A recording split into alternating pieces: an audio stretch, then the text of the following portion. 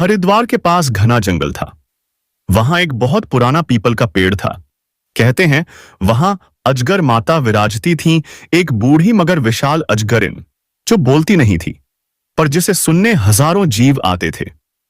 उसका मौन ही प्रवचन था और धैर्य ही शिक्षा। जंगल में एक युवा तेंदुआ आया, तेज, फुर्तीला और घमंडी।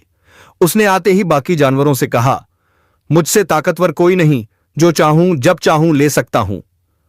उसकी बात सुन एक बुजुर्ग खरगोश बोला, तुमने अजगर माता के प्रवचन नहीं सुने क्या?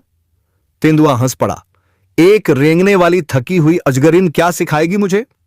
फिर भी उसे जानने की उत्सुकता हुई। अगली सुबह वह पीपल के पेड़ के पास गया। वहां अजगर माता चुपचाप लिपटी हुई थीं, कोई हलचल नहीं, कोई फुफकार नहीं। तेंदुआ बोला, ओ बुढ़िया नागिन, कुछ बोलो, कुछ सिखाओ। अजगर माता ने आंखें खोलीं, धीरे धीरे सर उठाया, मगर फिर भी चुप रहीं। तभी वहां एक हिरण आया, घायल, थका हुआ, लंगड़ाता हुआ। तेंदुआ उसे देख ललचाया, दौड़ पड़ा उसे मारने, मगर तभी अजगर माता ने रास्ता रोक लिया, बिना बोले, बस नजरें गड़ा दी। तेंदुआ चिढ़ गया, क्यों रोक रही हो मुझे? ये मेरा शिकार है। अजगर माता बोली, पहली बार धीमे भारी स्वर में थे, मैं हूं अजगर माता, न दौड़ती हूं न शिकार के पीछे भागती हूं। क्यों? क्योंकि मैंने समय को साध लिया है। जब शक्ति कम होती है तब संयम ही मेरा अस्त्र बनता है। तेजी सबको पसंद है, पर धैर्य ही असली ताकत है। ध्यान दो, जो चुप रहता है वो भीतर से सबसे ज्यादा जागा होता है। हर बार फन उठाना जरूरी नहीं होता, कभी कभी चुपचाप लिपटना ही सबसे बड़ा ज्ञान होता है। तेंदुआ हंसा, तुम तो बस सुस्त हो।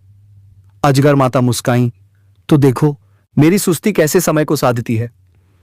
फिर उन्होंने अपनी कुंडली को फैलाया और बिना किसी शोर के हिरण को घेर लिया। तेंदुआ हैरान, यह चाल इतनी धीमी थी कि दिखी ही नहीं। शक्ति की परिभाषा बदलनी पड़ेगी तुम्हें। अजगर माता ने कहा, तेज चलने वाला भाग्य जीतता है, लेकिन धीरे चलने वाला भाग्य को भी समझता है। तेंदुआ कुछ नहीं कह पाया, उसने सिर झुका लिया।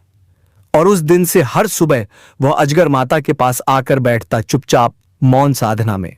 अगर आपको ये मजेदार कहानियां पसंद आई तो इस वीडियो को लाइक कर दीजिए और मेरे चैनल पर और भी ऐसी कहानियां सुनिए।